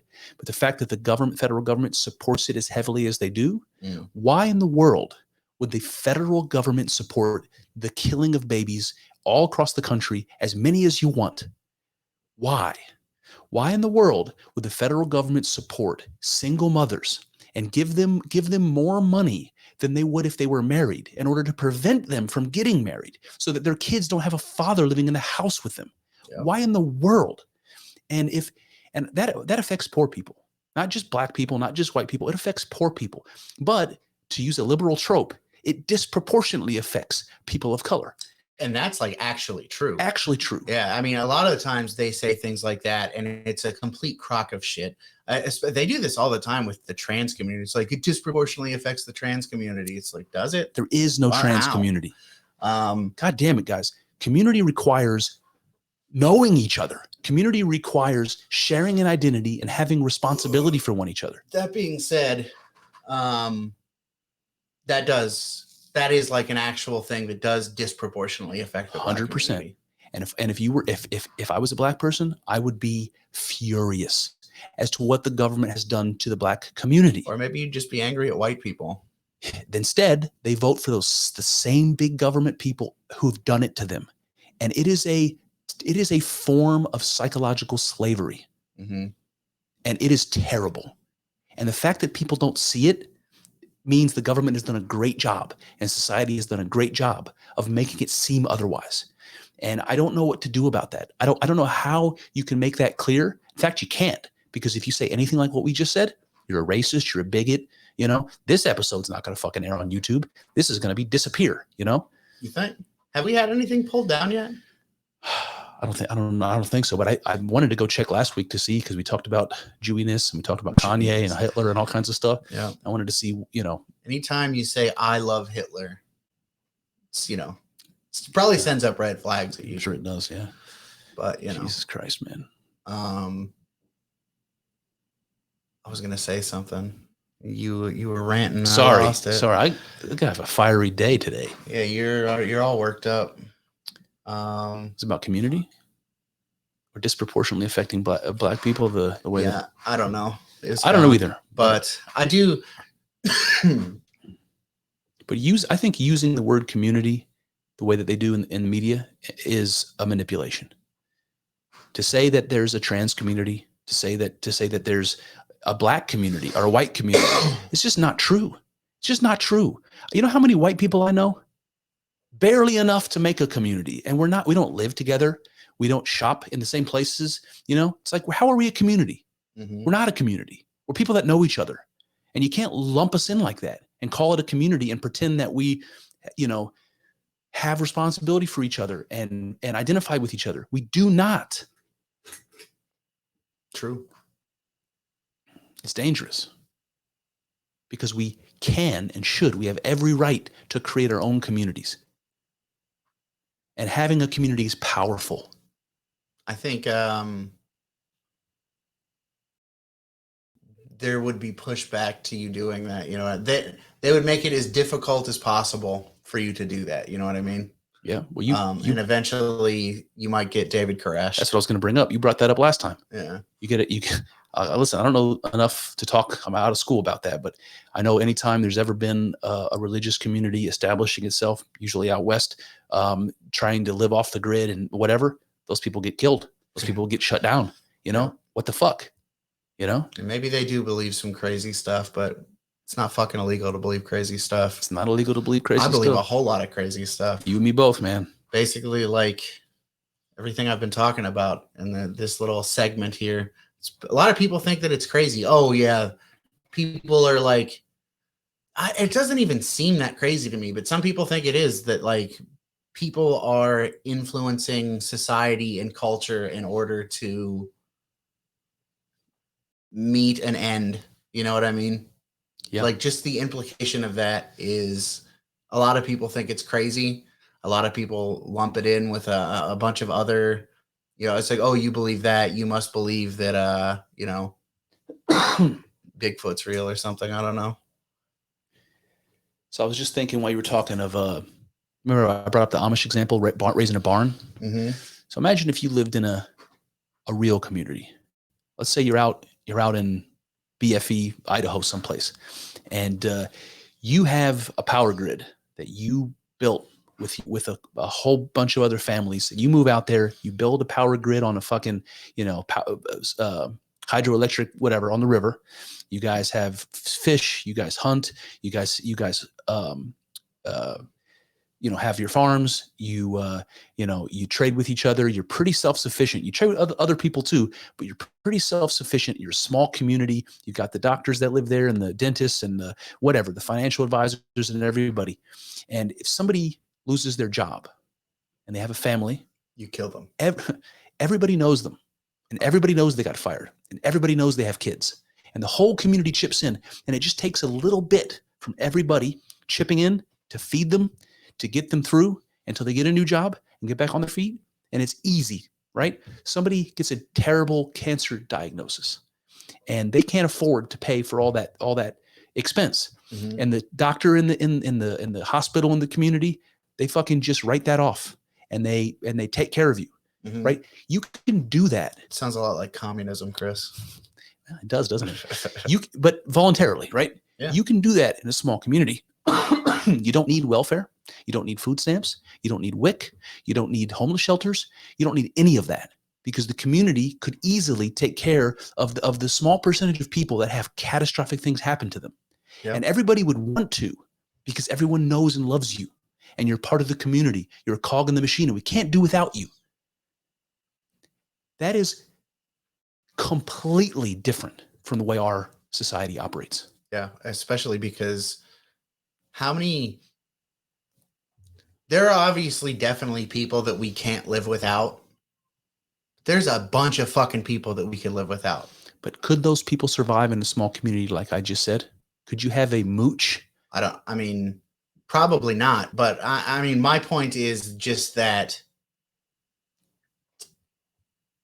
to set up the kind of community that you're talking about, you're going to have to be very selective about who you allow into it, because we have so many people in the world right now in our society who contribute absolutely fucking nothing.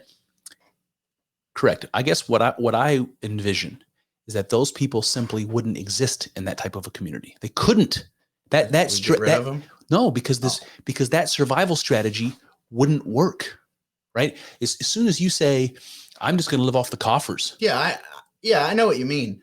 But that's like down the road, because right now we do have a bunch of people. And like I said, I think that we should be trying to develop these kind of communities.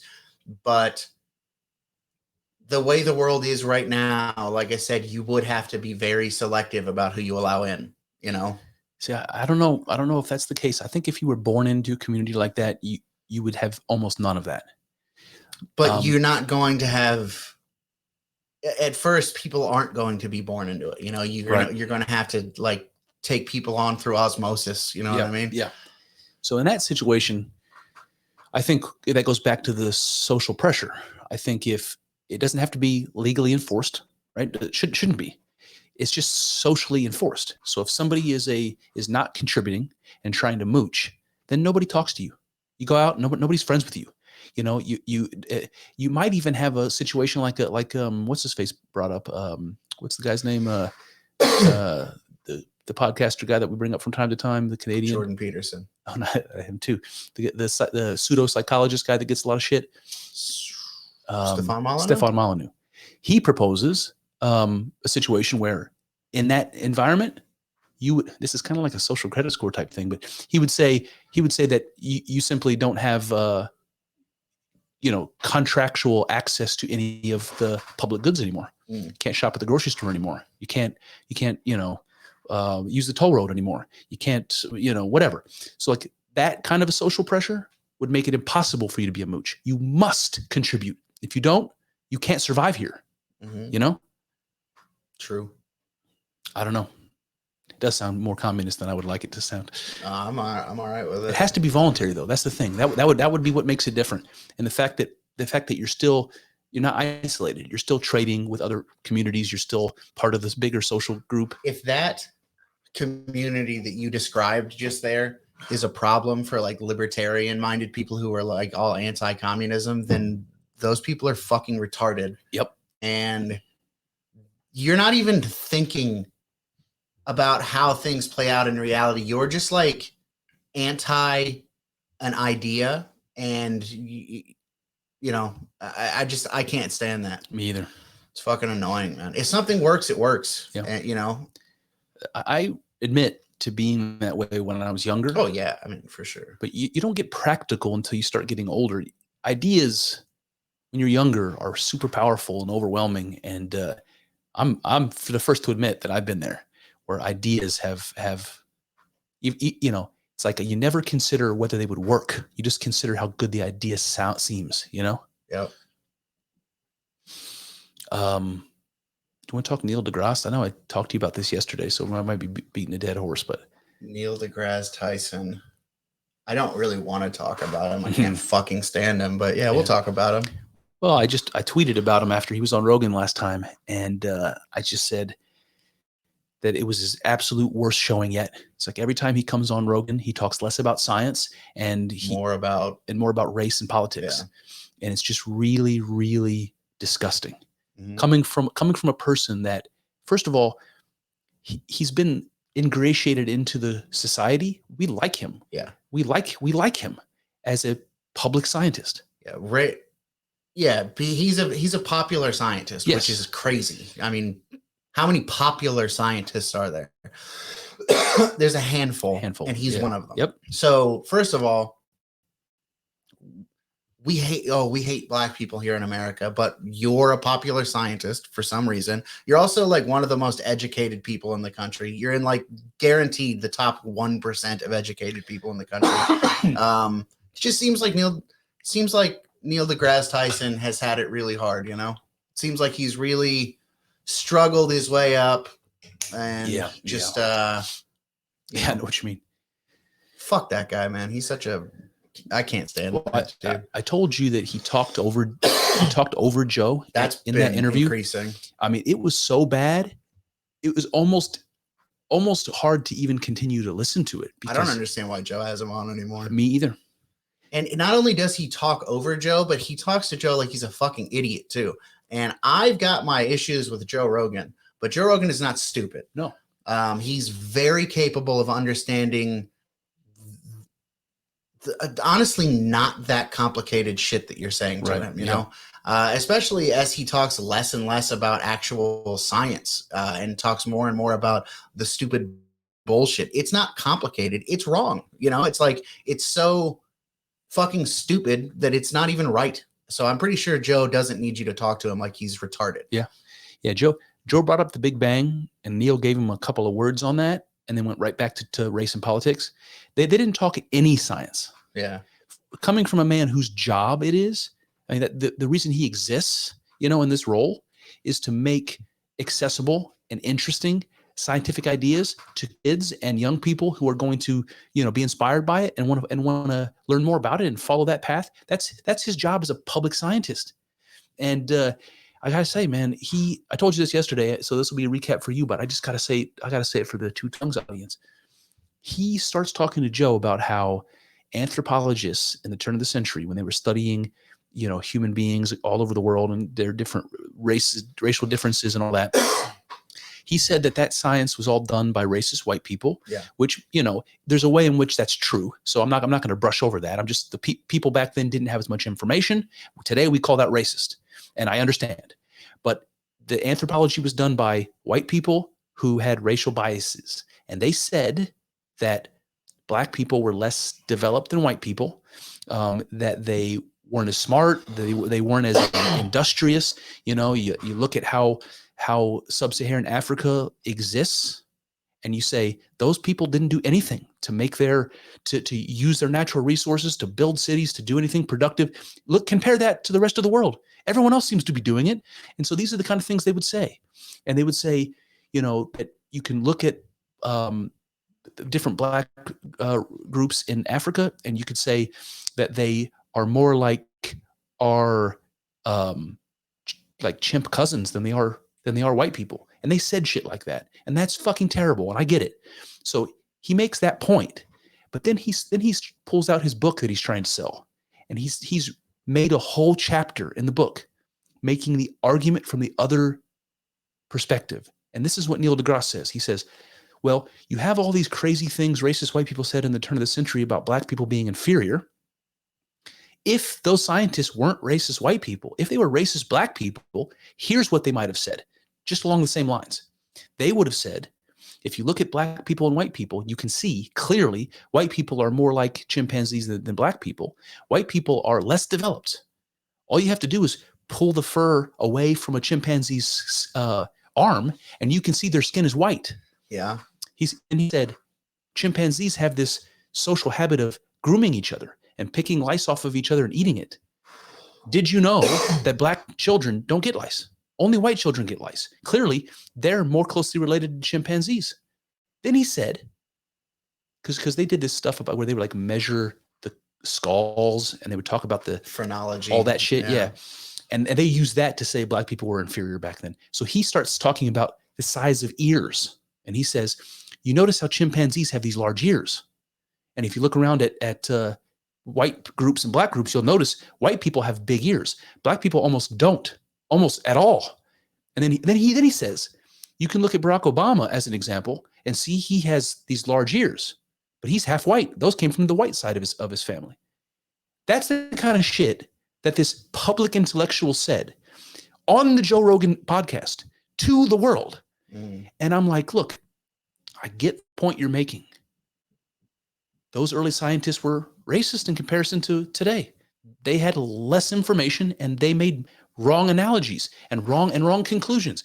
But what you've done, Neil, is sit down and put a whole lot of thought into making this opposite argument.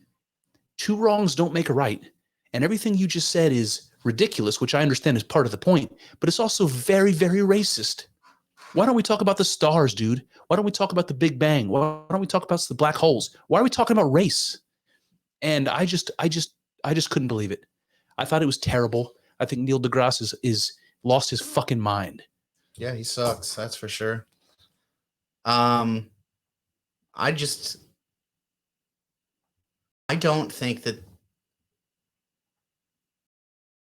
a lot of the observations that those mean white racist scientists made back then, this might piss some people off.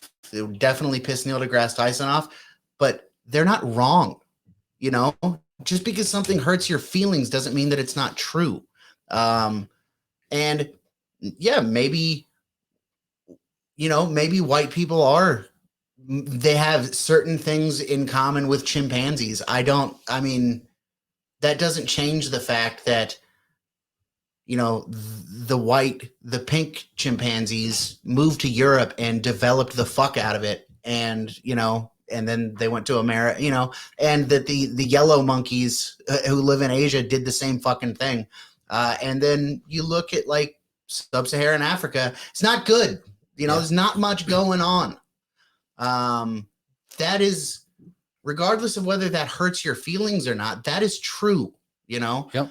It's like the same with the Native Americans. They didn't do much, it's like not much, and there are reasons for that, I'm sure, but it's still a true statement. Yeah. Unless you believe Graham Hancock. Well, that's true. Yeah.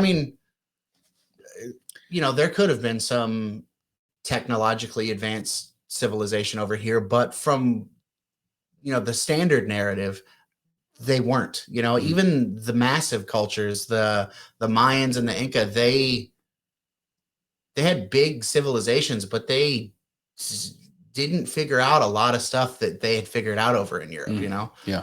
And if noticing differences between races makes you a racist, then I'm a racist, and I'm happy to call myself a racist. Yeah. Because there are differences between the races.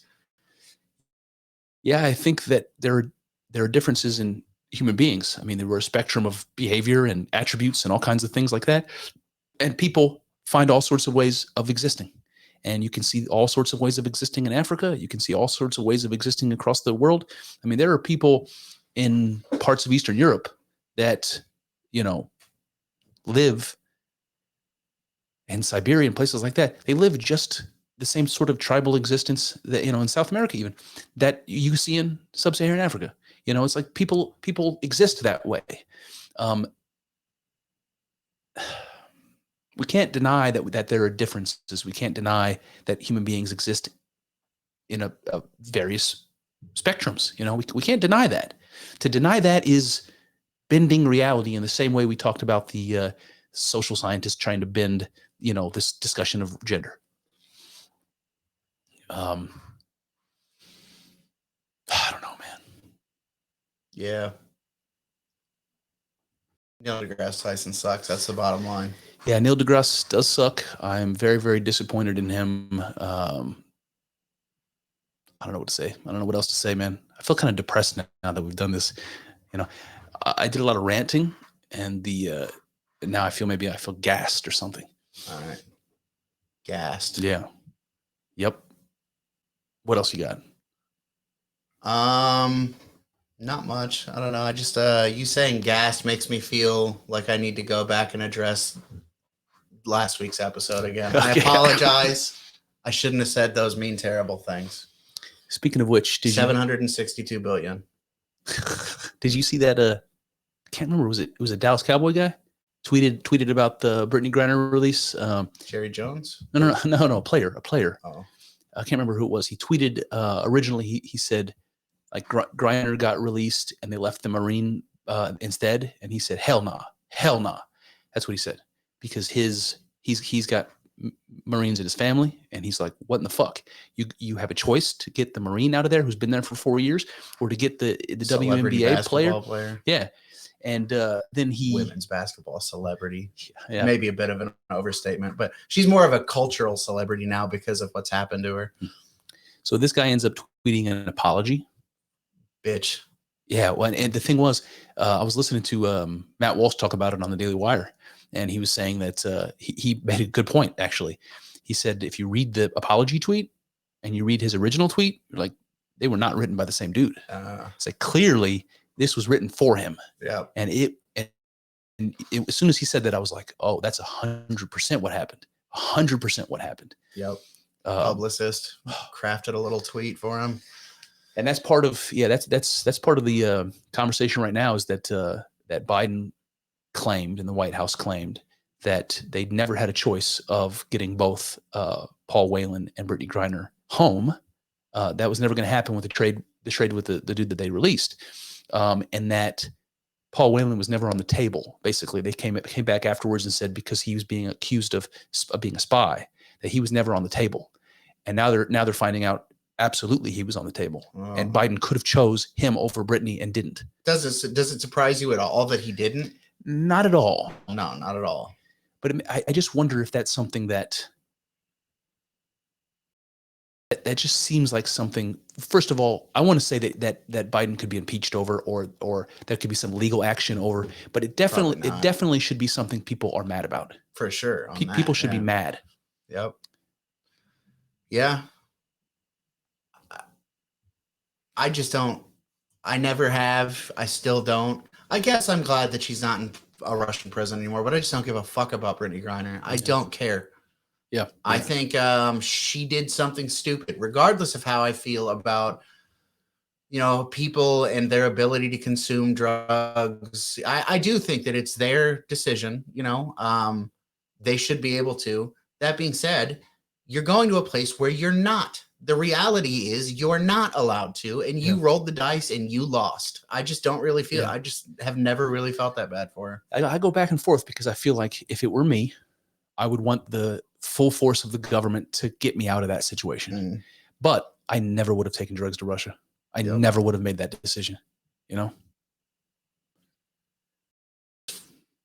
I mean, it's just like some kind of, like, I can do whatever I want, you know? Yeah. It's like this attitude of being above, being above the law. And again, you're a WNBA player. You're not hot shit, man, you know? Yeah. Yeah. Even if it was a, you know, LeBron type person, you know, even if it was an NBA player, it's like, you're not above the law, man. You can't do whatever you want. You know, even if it was a fucking Warren Buffett, the richest man in the world or whatever, it's like, dude, even you're not above the rules.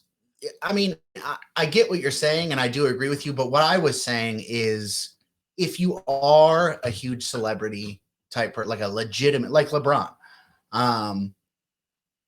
you know, morally, I guess he should not be above the law. But there's a way better chance that people are gonna be, that's, who cares? You know, it's fucking LeBron.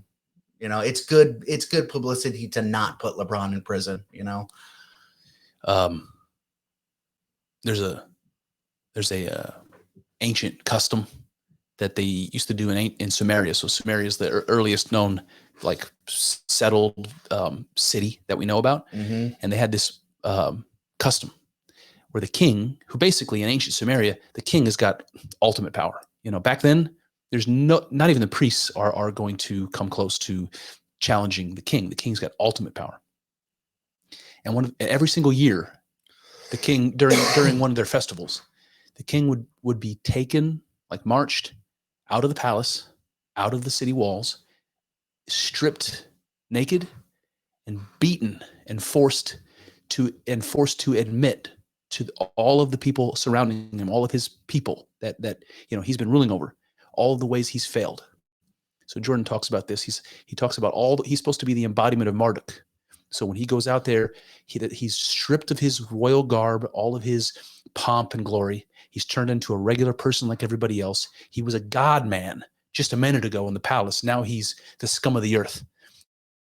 And he's forced to admit all the ways he's been a bad Marduk. And the people beat him. And when he's done, he gets up, he puts the crown back on, he goes back and sits on the throne where he's all powerful again. And I think that we're missing that. It's some version of that. We're missing that in our culture. We should be able to beat Joe Biden. Well, dangerous road. We should be able to force him to be accountable and admit all of the ways he's failed. And if he doesn't get to be king, you know? And we beat him. It reminds me of the Shane Gillis joke where he says that he feels like Joe Biden is the first president that you could punch, assassinate. Yeah. So funny. All right, man. Is that a wrap? All right. Later, fuckers. Well, there you have it.